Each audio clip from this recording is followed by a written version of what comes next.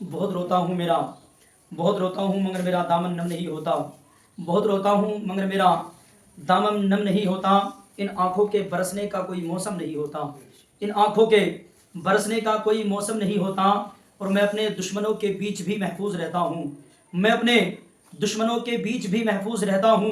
मेरी माँ की दुआओं का ख़जाना कम नहीं होता, मेरी माँ की दुआओं का ख़जाना कम नहीं होता। हज़रात, मैं अर्ज़ कर रहा था कि माँ की शान, माँ का मर्तबा क्या है। ऐ लोगों, हर जगह जाने के बाद देखा जाता है, लोग कहते हुए नजर आते हैं कि हज़रत जिस जगह आप जाते हैं, जिस जगह हमने उलमा इकराम की ज़बानी बयानात तकरीरात सुने, हमने माँ का ही जिक्र सुना, क्या माँ की शान ज़्यादा है? क्या माँ का मर्तबा ज़्यादा अफजल व आला है? हाँ हाँ, माँ की शान बहुत अफजल व आला है, लेकिन प्यारे बाप की भी मोहब्बत कम नहीं है, बाप का भी किरदार कम नहीं है। उलमा फरमाते हैं बाप हमारे लिए वो दरख्त है, बाप हमारे लिए अपनी मादरी जबान में बोले वो पेड़ है। अगर ये पेड़ के पत्ते सूख भी जाए, यानी ये पत्ते भी छोड़ दे और अपनी जड़ पर खड़ा है, तो हमारे लिए बहुत काम का है, हमारे लिए बहुत काम का है। ऐ लोगों, तुम पूछना चाहते हो बाप की इज्जत और अजमत क्या है, बाप का किरदार क्या है। आज ये हमारे वालिदैन, आज हमारा बाप 70-80 साल की उम्र को पार कर दे, ये बुजुर्ग हो जाए ज़ईफ हो जाए, तो आज मेरा जवान, ये जवान जो 10-20 हज़ार रुपए माह के कमाने लगे, ये जवान जो 1 लाख रुपए कमाने लग गया, बाप की मोहब्बत को पीठ के पीछे डाल दिया, बाप के प्यार को पीठ के पीछे डाल दिया, बाप के उन जज्बात को पीठ के पीछे डाल दिया, जो बाप ने तमाम जिंदगी की कमाई तो मेरे कदमों में लाकर के निछावर कर दी। आप क्या समझते हैं कि बाप प्यार नहीं करता? आप क्या समझते हैं कि बाप इश्क नहीं करता? आप क्या समझते हैं कि बाप मोहब्बत नहीं करता? ऐ लोगों, आज हमारे ये वालिदैन बुजुर्ग हो जाते हैं, ये ज़ईफ हो जाते हैं, तो आज हमारा किरदार है, ये बोलते होते नजर आते हैं तो हम कहते हैं ये बोलना, ये तुम्हारा खांसना हमको अच्छा नहीं लगता, ये खांसना अच्छा नहीं लगता। ऐ मेरे प्यारो, आज बाप बोल रहा है तो इसका खांसना हमको अच्छा नहीं लग रहा, इसका बोलना हमको अच्छा नहीं लग रहा।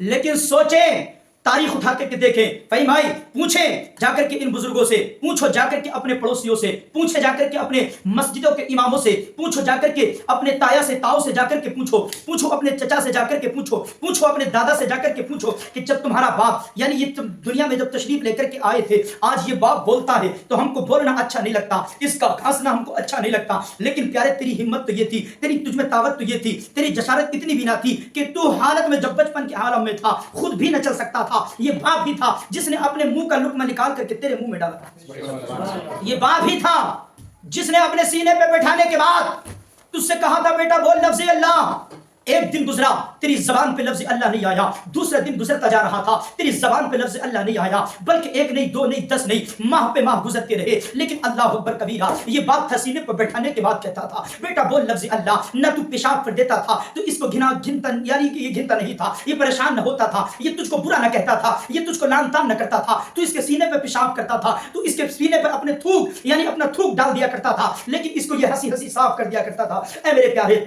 मैं पूछना चाहता हूं, आज बाप को ताने देते हुए नजर आओगे? ये बाप था चंद माह के बाद, जिस दिन तेरे बाप ने तुझे फिर सीने पर बैठाया था और बैठाने के बाद कहा था बेटा वो लफ्ज़ अल्लाह। एक दिन वो था तशरीफ लेकर के आया जब तेरी जबान से लफ्ज़ अल्लाह निकला था, तेरी जबान से लफ्ज़ अल्लाह निकला था, तो इस बाप ने अपने कांधे पर बैठाने के बाद, तुझको कांधे पर बैठाने के बाद ये चौराहों की गलियों को निकला था, ये दरवाजों को निकला था, और निकल जाने के बाद इसी बाप ने मिठाई के लड्डू बंटवाए थे, लोगों के मुंह मीठे कराए थे। किसी ने आकर के कह दिया कि आज ये लोगों का मुंह मीठा कराने की वजह क्या है, आज मिठाई बांटने की वजह कौन सी आन पड़ गई है?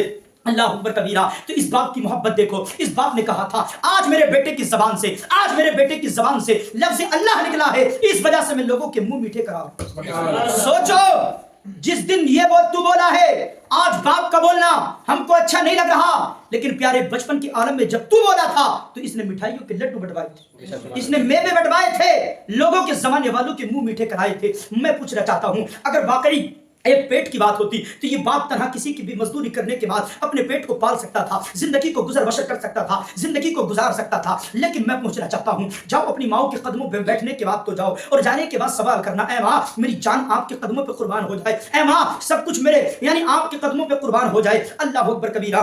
علماء فرماتے ہیں جانے کے بعد اپنی یعنی والدہ کے قریب بیٹھنے کے بعد کہنا اے ماں میرے باپ نے میری زندگی کو کس طرح سے پروان چڑھایا. تو یہ باپ تھا اور یہ ماں فرمائے گی بیٹا تو پوچھنا چاہتا ہے تیرے باپ نے کس طرح سے اپنی خواہشوں کو دفن کر دیا, اپنی خواہشوں کا گلا گھونٹ کر کے رکھ دیا. سن, جس دن تو دنیا میں تشریف لے کر کے آیا تھا, تو جس دن اس دنیا میں تشریف لے کر کے آیا تھا, یہ باپ تھا. اس باپ نے تمہارے یعنی میرے شوہر نے مجھ سے کہا تھا, تیرے باپ نے کہا تھا اے میری شریک حیات آج ہمارا بیٹا آج ہماری بیٹی اس دنیا میں تشریف لے کر کے آئے ہیں. سن, آج ہم اپنی خواہشوں کو اسی جگہ دفن کر دیتے ہیں. اگر زندگی کو گزاریں گے تو بیٹے کی خاطر, زندگی کو گزاریں گے تو آج بیٹی کی خاطر, زندگی کو گزاریں گے تو آج بیٹی کے جہیز کی خاطر. اے لوگوں, آج ہم اپنے گریبان میں جھانک کر کے دیکھیں, ہم نے اپنی شادیوں کو اتنا مہنگا کر دیا. یہ باپ ہے, جب اس دنیا میں بیٹی آج کے دور میں تشریف لے کر کے آ جاتی ہے تو یہ باپ سوچنے پر مجبور ہو جاتا ہے. اتنی فکر پڑھائی کی نہیں ہوتی جتنی پرواہ اس بیٹی کے جہیز کی ہوا کرتی. اے لوگوں, میں عرض کر رہا تھا والدین باپ کیا چیز ہے.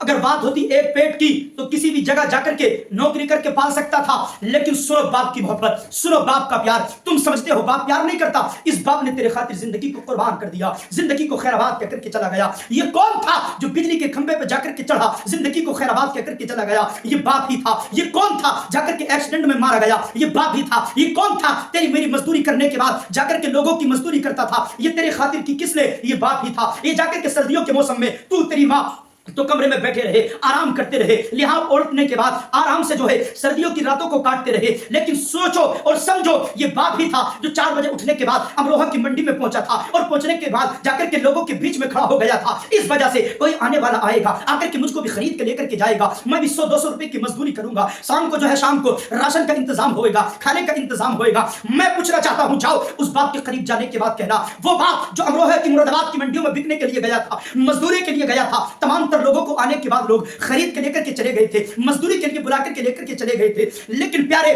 جب اس کو کوئی خریدنے والا نہ ملا تھا, اس کو کوئی لے کر کے نہ گیا تھا, اب اس کے تمام ارمانوں پہ پانی پھر گیا تھا.